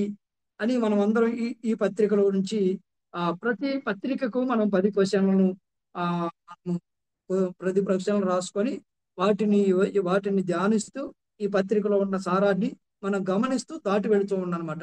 అయితే ఈ దినము ఈ సమయంలో మనము కొరింథీయులకు రాసిన 2వ పత్రిక ధ్యానం చేద్దాం. దానికంటే ముందు ఒక వచన భాగాన్ని కొరింథీయులకు రాసిన 2వ పత్రికలో ఒక వచన భాగాన్ని చదువుదాం. రండి, కొరింథీయులకు రాసిన ఆ, 2వ పత్రిక 2వ అధ్యాయము 4వ వచనం చదువుదాం. 4వ వచనం. మీకు దుఃఖము కలగవలనని కాదు గాని మీ ఎడల నాకు కలిగి ఉన్న అత్యధికమైన ప్రేమను మీరు తెలుసుకొనవలనని నిండు శ్రమతోను మనోవేదనతోను ఎంతో కన్నీరు విడుచుచు మీకు రాసి తిని. అలాగే కొరింథీయులకు రాసిన 2వ పత్రిక 1వ అధ్యాయము 14వ వచనం చదువుతాం. 14వ వచనం. మరియు మన ప్రభువైన యేసు క్రీస్తు యొక్క దినమందు మీరు మాకెలాగో అలాగే మేము మీకును అతిశయ కారణమై ఉందుమని మీరు కొంత మటుకు మమ్మల్ని ఒప్పుకొని ఉన్నారు. 13వ వచనం. మీరు చదువుకొని పూర్తిగా గ్రహించిన సంగతులు తప్ప మరేమియూ మీకు రాయుట లేదు. మరలా జ్ఞాపకం చేస్తున్నాం. 13వ వచనం. మీరు చదువుకొని పూర్తిగా గ్రహించిన సంగతులు తప్ప మరేమీ మీకు రాయుట లేదు. అట్లయితే పౌలు గారు ఈ 2వ పత్రికను రాయడానికి గల కారణాలు ఏంటో మనం చూద్దాం. వాస్తవానికి నూతన నిబంధనలో ఒకే సంఘానికి 2 పత్రికలు ఇది ఇక్కడే మనం చూడగలం. మనం కూర్పులు అంటే కొరింథీయులకు రాసిన 1వ పత్రిక, కొరింథీయులకు రాసిన 2వ పత్రిక చూద్దాం. కొరింథీయులకు రాసిన 2వ పత్రిక ఉపోద్ఘాతాన్ని మనం చూద్దాం. ఈ పత్రిక చదువుతా ఉన్నప్పుడు ఈ పత్రిక అంతా మనం చదివినప్పుడు ఇలా జ్ఞాపకం చేసుకోవాలి. నేను సంఘములో ఎలా ఉండాలి? ప్రతి విశ్వాసి, ప్రతి సేవకుడు, లేకపోతే సంఘంలో ఉన్న ప్రతి ఒక్కరు, వాళ్ళు ఎవరైనా కావచ్చు, సంఘములో నేను ఎలా ఉండాలి అనే ప్రశ్న వేసుకున్నట్లయితే, ఈ పత్రిక చదివినట్లయితే సమాధానాలు దొరుకుతాయి. పౌలు యొక్క స్వీయ చరిత్ర ఈ పత్రికలో మనం ఏం చూడబోతున్నాం అంటే, పౌలు గారు తన జీవిత చరిత్ర కొంత ఈ పత్రికలో రాశాడు. రెండవది, సార్వత్రిక పత్రికగా ఇది అంగీకరించబడింది. మూడవది, మనం ఇప్పుడు చదువుకున్న 2వ అధ్యాయము 4వ వచనంలో చూస్తే ఎంతో మనోవేదనతోను ఎంతో కన్నీరు విడుచుచు మీకు రాసితిని. అంటే ఈ పత్రిక దుఃఖముతో కూడుకున్న పత్రిక. పౌలు గారి జీవిత చరిత్ర మాత్రమే కాదు. ఎందుకు పౌలు గారు ఈ పత్రికను రాయాలి అంటే, కొంతమంది పౌలు గారిని ప్రశ్నించారు. వాస్తవానికి కొరింథీయులకు రాసిన 1వ పత్రికకి కొరింథీయులకు రాసిన 2వ పత్రిక మధ్య కాలం ఒక సంవత్సరం. ఆయన ఎఫెసీలో ఉన్నప్పుడు కొరింథీయులకు రాసిన పత్రిక రాయడం జరిగింది, 1వ పత్రిక. ఇప్పుడు ఆయన మాసిదోనియాలో ఉన్నాడు. ఇప్పుడు మాసిదోనియాలో ఉన్న తర్వాత పౌలు గారు 1 కొరింథీ పత్రిక రాసి పంపించిన తర్వాత వారంతా చదువుకున్నారు. కొరింథీయులకు రాసిన 1వ పత్రిక వారు చదువుకున్న తర్వాత వారిలో కొంత మార్పు కలిగింది. చాలా మందిలో మార్పు కలిగిన తర్వాత కొంతమంది దుర్బోధకులు ఆ కొరింథీ పట్టణంలో ప్రవేశించారు.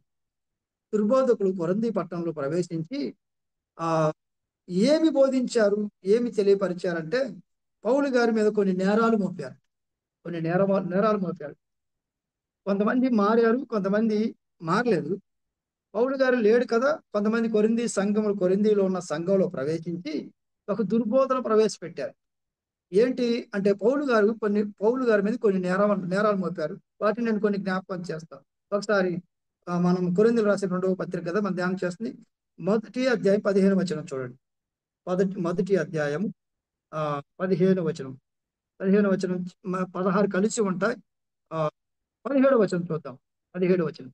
కావున నేను ఇలాగూ ఉద్దేశించి చపల చిత్తుడినిగా నడుచుకొంటినా అని అన్నాడు. అంటే వాళ్ళు ఏమంటారంటే, పౌలు చపల శిస్తుడు అంటే అతను ఒక చోట ఉండడు, అతని మైండ్ సెట్ కరెక్ట్ కాదు.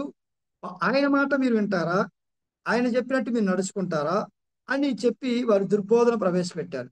ఒకటి, పౌలు చపల శిస్తుడు అని చెప్తూ వాళ్ళు దుర్బోధన ప్రవేశపెట్టారు. రెండు, 10వ అధ్యాయం అండి, 10వ అధ్యాయం 10వ వచనం. ఇదే కొరింథీయుల రెండవ పత్రిక 10వ అధ్యాయం 10వ వచనం. రెండు ఏమంటున్నారంటే అతని పత్రికలు ఘనమైనవి, బలీయమైనవి ఉన్నవి కానీ అతడు శరీర రూపమునకు బలహీనుడు. ఏమంటున్నారంటే పౌలు మంచి రచయితే గాని వ్యక్తిగతంగా ఆయన మంచిగా మాట్లాడలేడు, ఆయన బలహీనుడు. ఆయన కరెక్ట్, ఆయన పత్రికలు కరెక్ట్, పత్రికలు రాయడం ఎవరైనా రాస్తారు, బాగా రాశాడు, కానీ ఆయన బలహీనుడు. శరీర పరంగా చూస్తే ఆయన ఏమాత్రం యోగ్యుడు కాదు అని వాళ్ళు దుర్బోధన ప్రవేశపెట్టారు. రెండవది.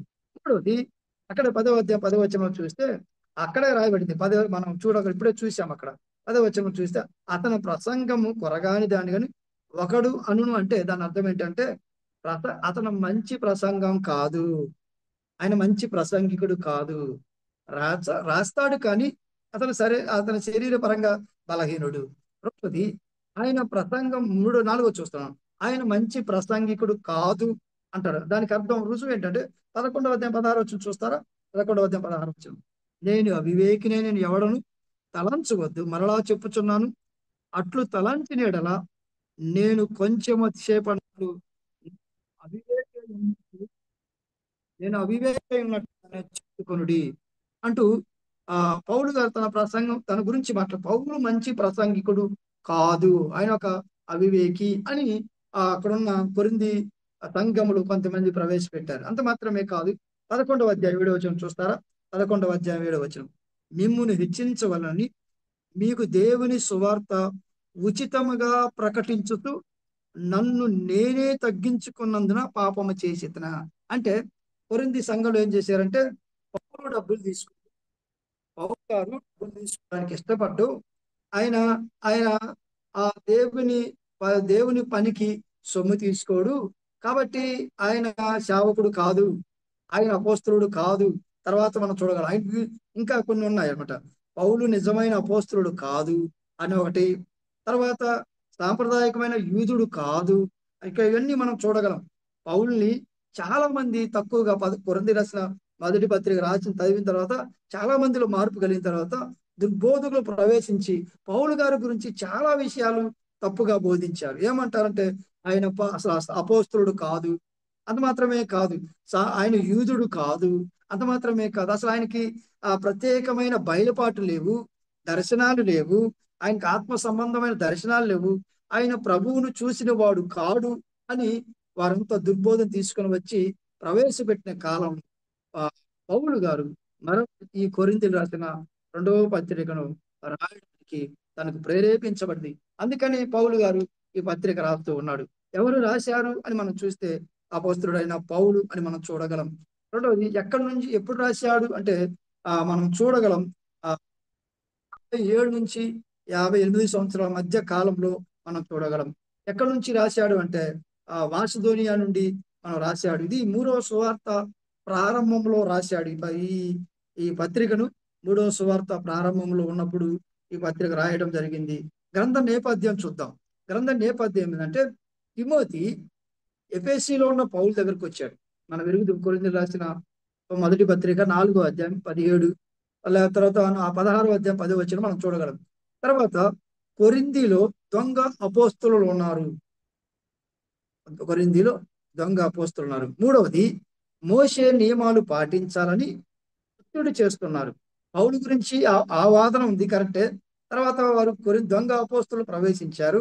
వాళ్ళు ప్రవేశించి మోషే నియమాలు పాటించాలని యూదా మత పెద్దలు వారిని బలవంతం చేస్తున్నారు. అంత మాత్రమే కాదు, మొదటి సంఘ స్థాపనలో పౌలు గారు కలిశారు, రెండోసారి కూడా వారితో వెళ్ళి కలిసినట్లుగా మనం చూడగలం. తదుపరి అందుకనే వారి మీద ప్రేమ కలిగి 3 శీతాకాలాలు వారితో కలిపాడు కాబట్టి, ఆ కొరింథీలో ఉన్నాడు కాబట్టి పత్రిక రాయాలని తనకు ప్రేరేపణ కలిగింది. ఈ పత్రిక యొక్క ప్రత్యేకత ఏంటి, ఉద్దేశం ఏంటి అని మనం చూస్తా ఉన్నప్పుడు కొరింథీలో ఉన్న విశ్వాసులు పౌలును అంగీకరించిన దాన్ని బట్టి పౌలు సంతోషిస్తూ ఈ పత్రిక రాస్తున్నాడు.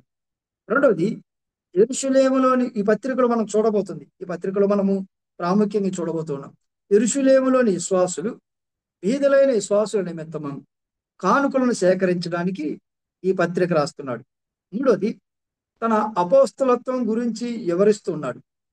నాలుగోది, పౌలు పరిచర్యని అంగీకరించని కొద్దిమంది మనసులను మార్చుకోవాలని ఈ పత్రికను రాస్తున్నాడు. మనం చూస్తా ఉన్నప్పుడు ఈ పత్రిక అంతా మనం చదువుతా ఉన్నప్పుడు ఒక సారం కనపడింది. ఆ మనం రోమిలకు రాసిన పత్రిక చదివినప్పుడు దేవుని నీతి మనం చూస్తాం, దాంట్లో సారం. మనం కొరింథీయులకు రాసిన మొదటి పత్రికను చూస్తున్నప్పుడు దేవుని యొక్క పరిచర్యను మనం చూస్తూ ఉంటాం. అదే మనం చూస్తాం దేవుని యొక్క ప్రవర్తన, దేవుని విశ్వాస యొక్క ప్రవర్తన మనం కొరింథీయులకు రాసిన మొదటి పత్రికలో మనం చూడగలం. ఈ రెండవ పత్రికను మనం చదువుతున్నప్పుడు పరిచర్యను చూడగలం. పరిచర్య అంటే ఏంటో తెలుసుకోవడానికి ఈ పత్రిక దోహదపడుతుంది. పరిచర్యలో దేవుడు యేసుక్రీస్తు ద్వారా లోకాన్ని సమాధానపరుచుకొనుట పరిచర్య ద్వారా. ఆయన ప్రభువైన యేసుక్రీస్తు వారి భూలోకంలో ఉన్నప్పుడు ఆయన చేసిన పరిచర్య మనం ఎరుగుతాము. తర్వాత క్రీస్తు యేసు నామంలో చేసిన పరిచర్యలో శ్రమలు, ఆయన ఆయన ఆయన కొరకై మనం చేసే పరిచర్యలో శ్రమలు విజయాలు రెండు ఉంటాయి. శ్రమలు విజయాలు రెండు ఉంటాయి. కాబట్టి పరిచర్యలో క్రీస్తుని సేవించడం అంటే ఆయన నామములో చేర్చుకొని కొన్ని అవసరాలు తీర్చుట పరిచర్యలో కొంత బాగుంది. పరిచర్యలో యేసు ప్రభుని సేవించడం అంటే ఏంటంటే ఆయన నామంలో కొంతమందిని అంటే చేర్చుకొని వారి అవసరాలు తీర్చడం, ఇది కూడా పరిచర్యలో భాగము. అదే ఈ పత్రిక అంటే యెరూషలేములోని బీదల అవసరాలు తీర్చడంలో క్రీస్తు పరిచర్యలోని భాగము అని మనం చూడగలం. గ్రంథ విభజన పత్రిక విభజన మనం చూద్దాం. పత్రిక విభజన మొదటి విభజనగా మనం చూసినప్పుడు మొదటి అధ్యాయం 1-2 వచనాలు మనం చదువుతున్నప్పుడు పరిచయ వాక్కులు. ఆ తదుపరి మొదటి అధ్యాయము 3వ వచనం నుండి 7వ అధ్యాయము 16వ వచనం వరకు పౌలు పరిచర్య విశేషాలు. తదుపరి 8వ అధ్యాయం 1వ వచనం నుండి 9వ అధ్యాయం 15వ వచనం వరకు పరిశుద్ధుల సొమ్మును గూర్చిన వివరాలు. 10వ అధ్యాయం 1వ వచనం నుండి 13వ అధ్యాయం 10వ వచనం వరకు పౌలు తన అధికార భద్రతను గూర్చిన విశేషాలు. 13వ అధ్యాయం 11వ వచనం నుండి 13వ అధ్యాయం 14వ వచనం వరకు పౌలు ముగింపు మాటలు. ఇది పత్రిక విభజన 1. కానీ పత్రిక విభజన 2 చూద్దాం. విభజన 2 మనకి ఇంకా చాలా వివరణగా మనకు కనిపించింది. మొదటి అధ్యాయం 1-2 వచనాలు మనం చదువుతున్నప్పుడు శుభవచనాలు. మొదటి అధ్యాయం 3వ వచనం నుండి 11వ వచనం వరకు మనం చూస్తే కృతజ్ఞతలు తెలపడం. ఆ తదుపరి మొదటి అధ్యాయము 12వ వచనం నుండి 7వ అధ్యాయం వరకు, మొదటి అధ్యాయం 12వ వచనం నుండి 7వ అధ్యాయం వరకు పౌలు పరిచర్య వివరాలు. అందులో మనం చూస్తున్నప్పుడు మొదటి అధ్యాయం 12వ వచనం నుండి 2వ అధ్యాయం 4వ వచనం వరకు పౌలు ప్రయాణాలు కనిపిస్తాయి. 2వ అధ్యాయం 5వ వచనం నుండి 13వ వచనం వరకు క్షమాపణ, ఇటలీ ప్రయాణం కనిపిస్తుంది. 2వ అధ్యాయం 14వ వచనం నుండి 7వ అధ్యాయం 1వ వచనం వరకు నిజమైన పరిచర్య. ఆ తదుపరి 7వ అధ్యాయం 2వ వచనం నుండి 16వ వచనం వరకు మనం చూసినప్పుడే వారి గురించి విని పౌలు గారి యొక్క సంతోషాన్ని మనం చూడగలం. 7వ అధ్యాయం 2వ వచనం నుండి 16వ వచనం వరకు మనం చూసినప్పుడు ఆ వచనాలు మనం చూడగలం. తదుపరి మనం చూస్తున్నప్పుడు 8వ అధ్యాయం 1వ వచనం నుండి 9వ అధ్యాయం 15వ వచనం వరకు అవసరతలో ఉన్న క్రైస్తవులకు కానుకల సేకరణ ఎలా ఇవ్వాలి అది కూడా రాయబడింది. ఉదాహరణగా ఇవ్వాలని, సేకరించిన కానుకల నిర్వహణని, సంతోషంగా ఇవ్వాలని, ధారాళంగా ఇవ్వాలని, ఇవ్వడం ద్వారా కలిగే ఫలితాలు కూడా మనము 9వ అధ్యాయం వరకు మనం ముగింపు వరకు చూడగలం. తదుపరి 10వ అధ్యాయం నుంచి 13వ అధ్యాయం 10వ వచనం వరకు దొంగ అపోస్తులకు వ్యతిరేకంగా పౌలు వాదన మనం చూడగలం. మొదటి 18 వచనాల్లో పౌలు అపోస్తులత్వం, అధికారాన్ని మనం చూడగలం. తదుపరి అధికారం ఎక్కడి నుంచి వచ్చిందో కూడా వివరిస్తున్నాడు. పౌలు తన అపోస్తలత్వాన్ని వివరిస్తూ తనకున్న అధికారాన్ని వివరిస్తూ అది ఎక్కడి నుంచి వచ్చిందో కూడా తెలియపరుస్తున్నాడు. 11వ అధ్యాయం అంతా మనం 15 వచనాలు చదువుతున్నప్పుడు అపోస్తలులపై తీర్పు, దొంగ అపోస్తలులపై తీర్పు. 11వ అధ్యాయం 16వ వచనం నుండి 12వ అధ్యాయం 15 వచనం వరకు పౌలు ప్రసంగం వాటిల్లో మనం చూడగలం పౌలు గారి ప్రసంగాన్ని. ఆయన ఏమని ప్రసంగించాడో, వాటి ఏమని బోధించాడో చూడగలం. 12వ అధ్యాయం 11వ వచనం నుండి 21వ వచనం వరకు నిజమైన అపోస్తులకు చిహ్నాలు, నిజమైన అపోస్తులకు చిహ్నాలు. 13వ అధ్యాయం మొదటి 10 వచనాలు మీరు సంపూర్ణ కావాలని ప్రార్థన. 13వ అధ్యాయం 11వ వచనం నుండి 14వ వచనం వరకు మనం చూసినప్పుడు, మనము మాటలు చదువుతున్నప్పుడు ముగింపు మాటలు, ఈ పత్రిక యొక్క విభజనగా లేకపోతే పత్రిక యొక్క వివరణగా మనము చూస్తా ఉన్నాం. ఈ సమయంలో మనం ఒక మాట జ్ఞాపకం చేద్దాం. ఇప్పుడు మొదటి విభజనలు మనం చూసాం. ఒక విభజనం పత్రికలను 2 విభజనలు మనం చూస్తా ఉన్నాం. ఈ విభజనలు మనం గమనించాం. అవి స్పష్టంగా మీరు కూడా ఈ విభజనలను దగ్గర పెట్టుకొని మీరు బైబిల్ కానీ చదివినట్లయితే చాలా అర్థవంతంగా, చాలా వివరంగా మీకు అర్థమైందని నేను ప్రభు నామాన జ్ఞాపకం చేస్తూ ఉన్నాను. ఎలా మనము ఈ కొరింథీ పట్టణం గురించి మనం ఎరుగుదుము కాబట్టి కొరింథీ పట్టణం గురించి నేనేమి వివరించడం లేదు. దాటి వెళదాం. మొదటి అధ్యాయానికి మనం ప్రవేశిద్దాం. అధ్యాయాల విభజనలను చూద్దాం. అధ్యాయాల విభజన మనం చూద్దాం. ఈ మొదటి అధ్యాయాన్ని మనం చదువుతున్నప్పుడు పౌలు యొక్క శ్రమల వివరణ ఉంటుంది. పౌలు యొక్క శ్రమల వివరణ మనం ఈ అధ్యాయాన్ని చదువుతున్నప్పుడు పౌలు గారి శ్రమలన్నీ, అంటే పౌలు గారు పొందిన శ్రమలు కొన్ని చూడగలం. కొన్ని ఇక్కడ, కొన్ని ముందున్న అధ్యాయాల్లో కూడా మనం చూడగలం. అదే చూద్దాం కొన్ని విషయాలు. మొదటి 2 వచనాల్లో పరిచయ వాక్కులు. మొదటి 2 వచనాలు మనం చదువుతున్నప్పుడు పరిచయ వాక్కులుగా మనము అక్కడ కొన్ని విషయాలు గమనించగలం. అక్కడ ఏమని రాస్తున్నాడు మనం చూస్తే మధ్యలో అక్కడ కొరింథీ సంఘమే కాదు, అకయలో ఉన్నంతటి వారికి. ఇప్పుడు పౌలు కొరింథీ రాసిన పత్రిక మనం చదువుతున్నప్పుడు వీరికి మాత్రమే, కొరింథీలో ఉన్న వారికి మాత్రమే కాదు, అకయాలో ఉన్న వారికి కూడా ఈ విషయాలన్నింటినీ తెలియపరుస్తూ ఉన్నాడు. 3 నుంచి 6 వచనాలు మనం చూస్తే దేవుని ఆదరణ యొక్క వివరణ.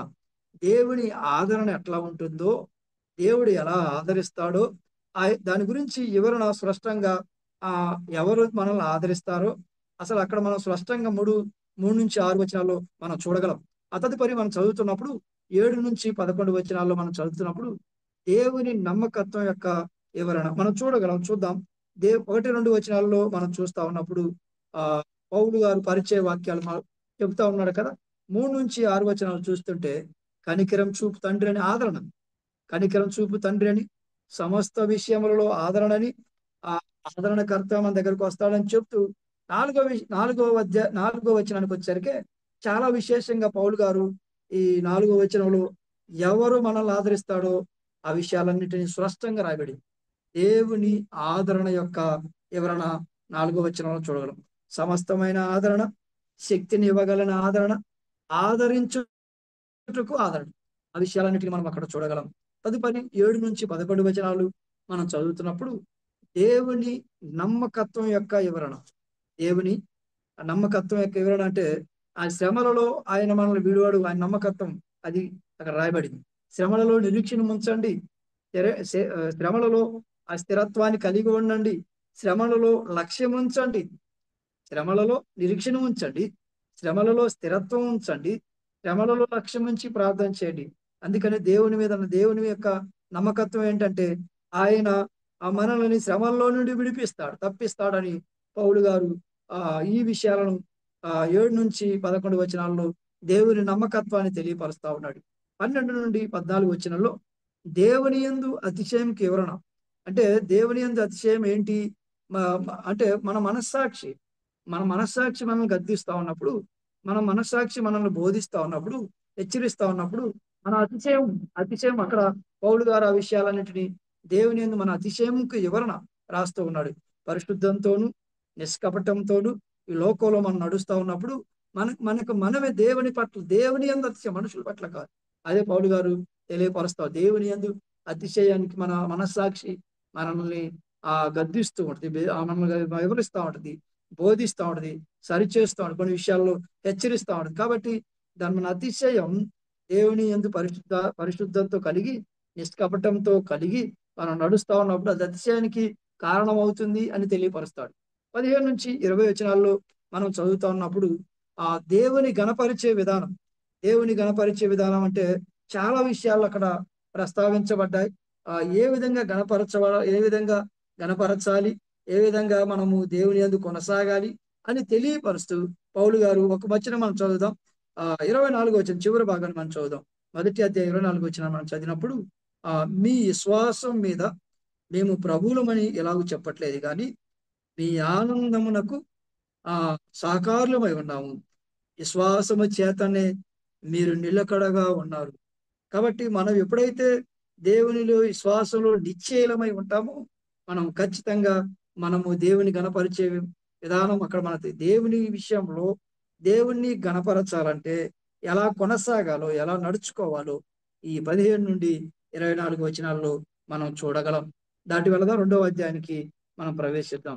2వ అధ్యాయాన్ని మనం చదువుతున్నప్పుడు 2వ అధ్యాయం అంతా మనం ధ్యానం చేస్తున్నప్పుడు తన ప్రేమను తన సహోదరుల పట్ల వ్యక్తపరిచిన పౌలు, తన ప్రేమను తన సహోదరుల పట్ల వ్యక్తపరిచిన అదే కదా మనం 4వ వచనంలో చదివితే తన ప్రేమ ఎంత ఉందో చూడండి. అదే తన ప్రేమ. ఏంటి తన ప్రేమ అంటే అత్యధికమైన ప్రేమను. అదే మనం ఈ మన 2వ అధ్యాయం పెట్టిన పేరు కూడా ఇదే. మీకు దుఃఖము కలగవలనని కాదు కానీ మీ ఎడల నాకు కలిగి ఉన్న అత్యధికమైన ప్రేమను మీరు తెలుసుకోవాలని నిండు శ్రమతోను మనోవేదనతోను ఎంతో కన్నీరు విడుచుచూ మీకు రాసి తిని. అంటే తన ప్రేమను తన సహోదరుల పట్ల వ్యక్తపరిచిన పౌలు.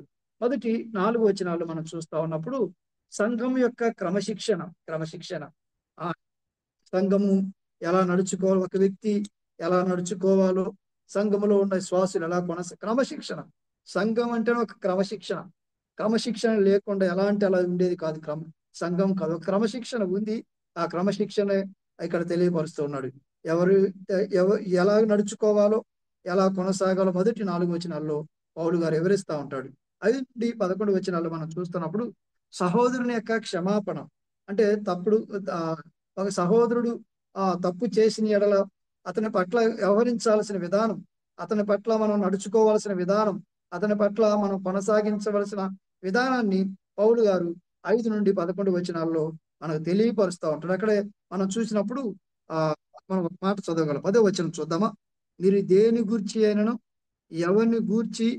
ఎవరిని క్షమించుతున్నారో నేనును వానిని క్షమించుతున్నాను.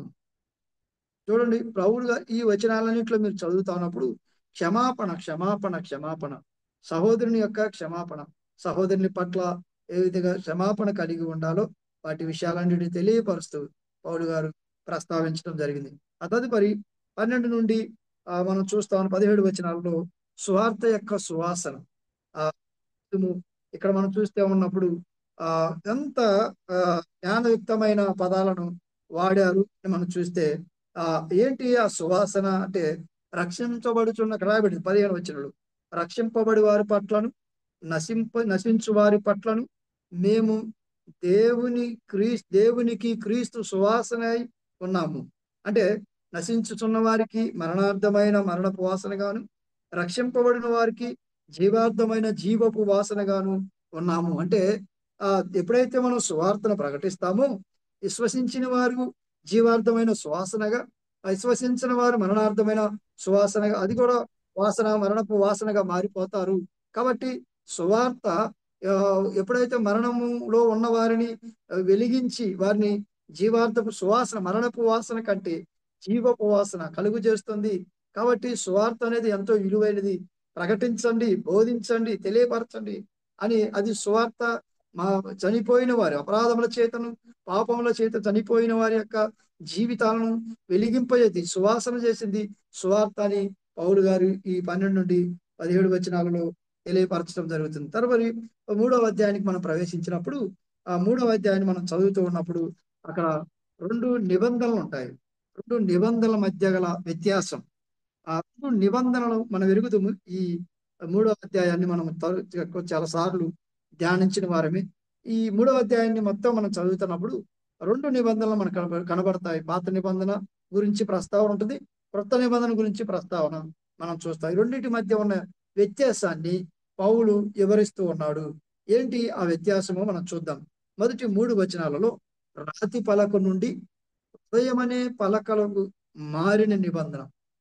మొదటి 3 వచనాలలో వాస్తవానికి పాత నిబంధనలు మనం చూసినప్పుడు నిబంధన పలకలు రాతి పలక మీద దేవుని యొక్క 10 ఆజ్ఞలను మనం చూసినప్పుడు రాతి పలకల మీద ఉండేవి.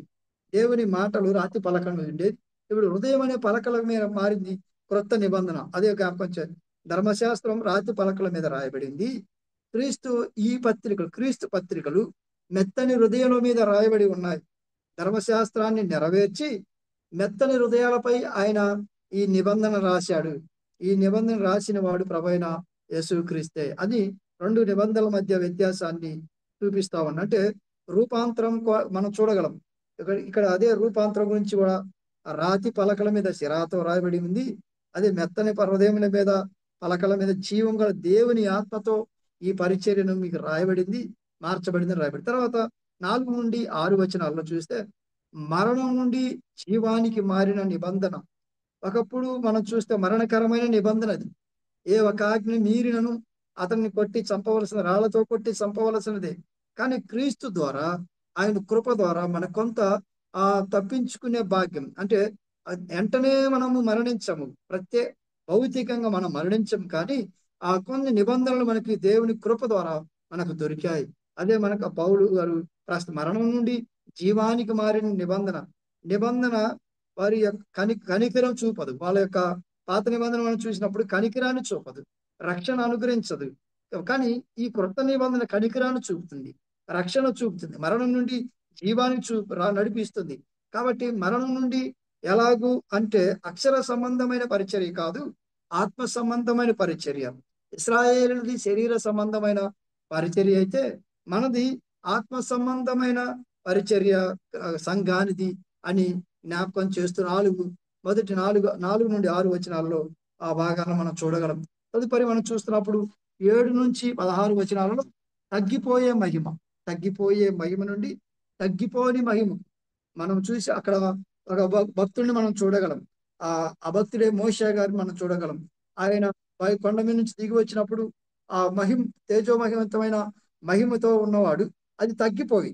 కానీ ప్రభువైన యేసుక్రీస్తు వారిని జ్ఞాపకం చేసినప్పుడు ఆ ముసుగు క్రీస్తు వేసు ఆ పాత నిబంధన అనే ముసుగు ప్రభువైన యేసుక్రీస్తు ద్వారా కొట్టివేయబడి నిరంతరం నిత్యమైన వెలుగు ఇంకెన్నడు తగ్గిపోని ఇంకెన్నడు ఆయన ఆగిపోని, అంటే ఆ నిత్యమైన మహిమకు మనం మార్చబడ్డామని 7 నుంచి 16 వచనాల్లో మనం చూడగలం. 17, 18 వచనాలు మనం చదువుతున్నప్పుడు అక్కడ ఒక పదాన్ని మనం చూడగలం. జారత్వం నుండి స్వాతంత్రానికి మారిన నిబంధన. జారత్వం నుండి స్వాతంత్ర్యానికి మారిన నిబంధనని మనం చూడగలం. తదుపరి మనం 4వ అధ్యాయాన్ని చదువుతున్నప్పుడు 4వ అధ్యాయాన్ని ధ్యానం చేస్తున్నప్పుడు భూ సంబంధమైన పాత్రల విశిష్టత. ఏంటి భూ సంబంధమైన పాత్రల విశిష్టత ఏంటి అంటే మొదటి 6 వచనాలు గాఢాంధకారంలో గొప్ప వెలుగు. గాఢాంధకారంలో గొప్ప వెలుగు. యుగ సంబంధమైన దేవత మన మనోనేత్రాలు మూసివేసి ఉన్నప్పుడు గొప్ప వెలుగును మనకు కలిగించి మన మనోనేత్రాలు వెలిగించబడి ప్రభువైన యేసు క్రీస్తు వారి యొక్క ఆయన ద్వారా దేవుని స్వరూపాన్ని క్రీస్తు మహిమను చూడడానికి మనకు కారణమైందని పౌలు గారు కొరింథీకి ఈ 4వ అధ్యాయంలో ఈ 6 వచనాల్లో తెలియపరుస్తారు. గాఢాంధకారంలో గొప్ప వెలుగు ఆయనే ప్రభువైన యేసు క్రీస్తు వారిని గురించి పౌలు తనతో కలుపుకొని తన పరిచర్య గురించి, తన ప్రత్యర్థుల గురించి, తన నశించిపోయే వారి గురించి, నలుగురు గురించి ఈ 6 వచనాల్లో ప్రస్తావిస్తాడు. నశించిపోయే వారి గురించి మాట్లాడాడు, యేసు ప్రభుని గురించి మాట్లాడాడు, తన ప్రత్యర్థులు అంటే సువార్త విషయంలో వ్యతిరేకులుగా ఉన్నవారే వారిని, తర్వాత తన గురించి కూడా పౌలు గారు ఈ ప్రస్తావిస్తూ తన పరిచర్య గురించి ప్రస్తావిస్తూ మొదటి 6 వచనాల్లో గాఢాంధకారములో గొప్ప వెలుగని తెలియపరిచాడు. 7 నుంచి 17 వచనాల్లో మనం చూస్తుంటే మంటి ఘటములో ఉన్న మహిమైశ్వర్యం. మంటి ఘటములో ఉన్న అంటే ఈ మంటి ఘటంలో ఈ గొప్ప వెలుగును పొందిన మనము ఈ మంటి ఘటంలో ఉన్న మహిమైశ్వర్యం ఏంటో ఆ స్పష్టంగా పౌలు గారు తెలియపరుస్తూ ఉంటారు. అంటే 15 వచనాలలో మనం చూస్తే నా శరీరం అంటాడు, మంటి శరీరం అంటాడు, జీవం లేని శరీరం అంటాడు, మర్త్యమైన శరీరం అంటాడు. ఈ శరీరంలో మహిమైశ్వర్యం ఏంటంటే సువార్తను ప్రకటించే ఐశ్వర్యాన్ని మనము కుమ్మరి చేతిలో తయారు చేయబడ్డ కొండవే కానీ ఈ కొండ ఈ కొండ ప్రభు పరిచర్య చేయడానికై పరిచర్యను దాచినవాడు. పరిచర్య తన పరిచర్యను సువార్తను అందించే భాగ్యాన్ని అందించిన వాడు. ఈ ఈ శరీరం, ఈ మట్టి శరీరం, ఈ జీవన శరీరం, ఈ మర్త్యమయ శరీరానికి, ఈ శరీరానికి దేవుడు మహిమైశ్వర్యం ఏంటంటే ఆయన సువార్తను ప్రకటించే భాగ్యం. ఎన్ని శ్రమలైనను, ఎన్ని ఇబ్బందులైనను మనము సువార్తను ప్రకటించడానికి మహిమైశ్వర్యం ఇచ్చాడు అనమాట. అదే రాబడింది మంటి ఘటంలో మహిమైశ్వర్యం. అక్కడ పౌలు గారు అనేక విషయాలు అక్కడ అదే ప్రస్తావించాడు. తర్వాత 16 నుండి 18 వచనాలు మనం చూస్తే అదృశ్యమైనవి ఎప్పటికైనా స్థిరమే అది రాయబడి ఉంది. 17 వచ్చి చూస్తే మేము దృశ్యమైన వాటిని చూడక అదృశ్యమైన వాటిని నిదానించి చూచుచున్నాము గనుక ఆ క్షణమాత్రముండు మా చులకని క్షణమాత్రముండు మా చులకని శ్రమ కొరకు అంతకంతకు ఎక్కువైన నిత్యమైన మహిమ ఆరుముగాను కలుగు చేస్తున్నది. ఎలా అనగా దృశ్యమైనవి అనిత్యములు, అదృశ్యమైనవి నిత్యములు. అది పౌలు గారు తెలియపరుస్తూ తన యొక్క బాహ్య దేహాన్ని, అంతరంగంలో ఉన్న పురుషుడును జ్ఞాపకం, బాహ్య పురుషుడును అంతరంగ పురుషుడు యొక్క వ్యత్యాసాన్ని జ్ఞాపకం చేస్తూ ఏది స్థిరంగా ఉంటుందో, ఏది స్థిరముగా ఉండదో వాటిని తెలియపరుస్తూ అంతరంగంలో ఉన్న ఆ పురుషుడే స్థిరంగా ఉంటాడు, బాహిరంగ పురుషుడు స్థిరంగా ఉండడు. కాబట్టి మేము దానిని నిదానం చూస్తున్నాము. మాలో ఎన్ని శ్రమలు కలిగినను మేము నిత్యమైన వాటిని చూస్తున్నామని వాటిని ఈ దేహాన్ని పాత్రగా, ఈ భూ సంబంధమైన ఈ పాత్ర తన శరీరాన్ని ఒక మంటి ఘట్టముగా పోల్చుకుంటూ ఆయన సువార్తను మహిమైశ్వర్యంతో పోలుస్తూ ఈ విషయాన్ని పౌలు గారు ఈ 4వ అధ్యాయంలో ప్రకటించడం, తెలియపరచడం మనం చూడగలం. 5వ అధ్యాయానికి మనం ప్రవేశిద్దాం. 5వ అధ్యాయం మనం చదువుతున్నప్పుడు మరణం తర్వాత పొందబోయే మహిమ మనం చూడగలం. మొదటి 5 వచనాల్లో చూస్తా ఉన్నప్పుడు క్రైస్తవుని నిత్యమైన నివాసం, మొదటి 5 వచనాల్లో మనం చూస్తా ఉన్నప్పుడు మనము ఆ మొదటి వచనంలోనూ చూడగలక భూమి మీద మన గుడారమైన ఈ నివాసము శిథిలమైపోయినను చేతి పని కాక దేవుని చేత కట్టబడినది నిత్యమైనది నివాసము పరలోకమందు మనకున్నదని ఎరుగుదుము. క్రైస్తవుని నిత్యమైన నివాసము పరలోకమున్నదని పరలోకమందున్నదని మనం ఎరుగుదుము. కాబట్టి దాని మీద మనము ధ్యానం ఉంచాలి. ఈ శరీరంలో ఎన్ని అవమానాలు, ఎన్ని నిందలు, ఎన్ని మూలుగులు, ఎన్ని శ్రమలు, ఎన్నిటిని మనం సంభవించినప్పటికీ మన నిత్య నివాసమైన దాని మీద మనం దృష్టించాలి. అది మనం పొందబోయే మహిమ అని పౌలు గారు తెలియపరుస్తూ ఈ లోకంలో మనము ఎన్ని మూలుగులతో ఉన్నను మనం వాటిని విషయాలలో దృష్టించక నిత్యమైన నివాసం మీద దృష్టి ఉంచండి అని పౌలు గారు తెలియపరుస్తా ఉన్నాడు. తదుపరి 6 నుండి 10 వచనాలు మనం చూస్తా ఉంటే క్రీస్తు ఎదుట విశ్వాసి అంటే క్రీస్తు న్యాయపీఠం మనం అందరం ఎరుగుదము. మనం చాలా సార్లు మన అసెంబ్లీకి చాలా ప్రాముఖ్యమైన వచనంగా ఇది కూడా మనం గమనిస్తూ ఉంటాం. ఇక్కడ కూడా చాలా దుర్బోధలు ఉన్నాయి. వాటిని నేను టచ్ చేయట్లేదు కానీ ఇక్కడ మనము 10వ వచనం చాలా చాలా ప్రాముఖ్యంగా ఇది క్రీస్తు న్యాయపీఠం ఎదుట ప్రభువైన యేసు క్రీస్తు వారి విశ్వాసం ఉంచిన వారికి 7 ఏళ్ల శ్రమల కాలంలో ప్రభు అయిన యేసు క్రీస్తుని ఎరగని వారు భూమి మీద శ్రమల కాలంలో మనం మధ్యాకాశానికి క్రీస్తు ఎదుట ఆయన మధ్యాకాశానికి వచ్చినప్పుడు క్రీస్తునందు మృతులైన వారు లేచినప్పుడు మీదట సజీవులు అయిన మనం కూడా ఎదుర్కొని ఆ మధ్యాకాశంలో మనం ఉంటాము. అక్కడ క్రీస్తు న్యాయపీఠం ఎదుట మనం ఉంటాము అని అక్కడ మనం గమనిస్తూ పౌలు గారు ఈ విషయాలన్నిటిని ప్రస్తావిస్తూ క్రీస్తు ఎదుట విశ్వాసి క్రీస్తు న్యాయపీఠం అని ప్రస్తావించడం జరిగింది. 6 నుండి 10 వచనాల్లో ఆ విషయాలన్నింటినీ మనం ఎరుగుదము ఆయన దాటి వెళుతూ ఉన్నాను. 11 నుండి 13 వచనాల్లో మనం చూస్తున్నప్పుడు క్రైస్తవుని యొక్క అతిశయం ఏంటి అంటే అక్కడ రాయబడి ఉంది, కావున మేము ప్రభు విషయమై చాలా గొప్ప విషయాలు పౌలు గారు ఇక్కడ ప్రస్తావించిన భయం ఎరిగి మనుషులు ప్రేరేపించుచున్నను మేము దేవునికి పరచబడి అంటే క్రైస్తవులకు అవసరం అంటే మనుషులను బట్టి కాదు, మాకున్న శ్రమలను బట్టి మేము వెను తిరగము. మేము మా ప్రభువును బట్టే మేము ముందు కొనసాగుతాము. క్రీస్తు ప్రేమ మమ్మల్ని బలవంతం చేయుచున్నది కాబట్టి మేము మేము సువార్తను ప్రకటిస్తాం. మేము ప్రభు కోసం నిలబడతాం. మేము మనుషుల వైపు చూడడం, శ్రమల వైపు చూడడం క్రైస్తవుని యొక్క అతిశయం అది. అదే పౌలు గారు మొదటి 13 వచనాలలో తెలియపరుస్తున్నారు. ఆయన అతిశయం ఏంటంటూ ఆయన ప్రత్యక్షమైనప్పుడు ఆయనను కనులారా మేము చూస్తాం, ఆయనతో మేము ఉంటాం, ఆయనలో మేము కలుసుకోబోతున్నాం. మా అతిశయం క్రీస్తే అని తెలియపరుస్తున్నాడు. 14 నుండి 21 వచనంలో మనం చూసినప్పుడు ఆ క్రైస్తుని యొక్క నిశ్చయత పౌలు గారు తెలియపరుస్తారు. ఏంటి ఆ నిశ్చయతను మనం చూస్తే ఉంటే చాలా అద్భుతమైన మాటలను మనం అక్కడ చూడగలం. ఏమిటి ఆ నిశ్చయత? క్రీస్తు మనం చూద్దాం. ఆ ఒక మాటను జ్ఞాపకం చేసి మనం ముగిద్దాం 5వ అధ్యాయంతో. ఏమిటి ఆ నిశ్చయత అంటే ఒకసారి 21 వచనం చూడండి. 21 ఎందుకనగా మనం ఆయన యందు దేవుని నీతి అయినట్లు పాపమెరుగని ఆయన మన కోసము పాపముగా పాపముగా చేసెను. ఏంటి మన నిశ్చయత? మనం దేవుని నీతి మనం అవునట్లు మన కొరకై మన ప్రభువైన యేసుక్రీస్తు వారు మనకు మరించింది కాబట్టి మనము దేవుని నీతి అయ్యాము. కాబట్టి మనకు పరలోక భాగ్యం ఉంది, నిత్య జీవం ఉంది. మన అపరాధములు మన మీద మోపక క్రీస్తు మీద మోపబడ్డాయి. మన శిక్ష యావత్తును క్రీస్తు మీద మోపబడ్డాయి. మన కొరకు ఆయన మరణించాడు, సమాధి చేయబడ్డాడు. ఇక మనకు ఏ శిక్షా విధి లేదు. కాబట్టి మనము దేవునితో సమాధాన పడ్డాం. క్రీస్తు ద్వారా దేవునితో సమాధానం దొరికింది. కాబట్టి ఇప్పుడు మనం నిశ్చయంగా ఉండి దేవుని వైపు చూస్తూ దేవుని స్తుతిస్తూ ముందుకు కొనసాగండి అని పౌలు గారు ఈ 21 వచనంలో 17 నుంచి 21 వచనంలో తెలియపరచడం జరిగింది.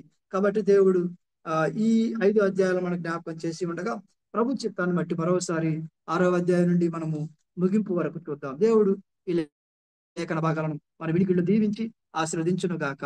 ఆమేన్. మంచిది. మరి చాలా ఓపికతో ఎంతో ప్రయాసపడి సిద్ధపడి 11 నుండి 16 అధ్యాయం తిరిగి మరి ఇప్పుడు 2వ కొరింథీ పత్రిక మరి విభజన వివరణ విశ్లేషణ చాలా చక్కగా ఓపికతో మరి ఈ రాత్రి అందించినందుకు ఈ ఆన్లైన్ బైబిల్ తర్వాత చొప్పున మరి బ్రదర్కు మా ప్రత్యేకమైన వందనాలు తెలియజేస్తా ఉన్నాం. ఈ రాత్రి మీరు కూడా ఎంతో ఓపికతో ఉన్నారు. మరి దీనికి సహాయకరంగా జూమ్ ఇస్తున్న సాహిత్యాలకు అలానే ఎంతో ఓపికతో మరి వాక్యం అందిస్తున్న వసంత్ బ్రదర్కు చేరువస్తున్న మీ అందరికీ నా హృదయపూర్వక వందనాలు. మరి ముగించుకుందాం. మరి చివరగా మన మధ్యలో బంగారాజు అన్న ప్రార్థన చేస్తారు. ముగింపు ప్రార్థన.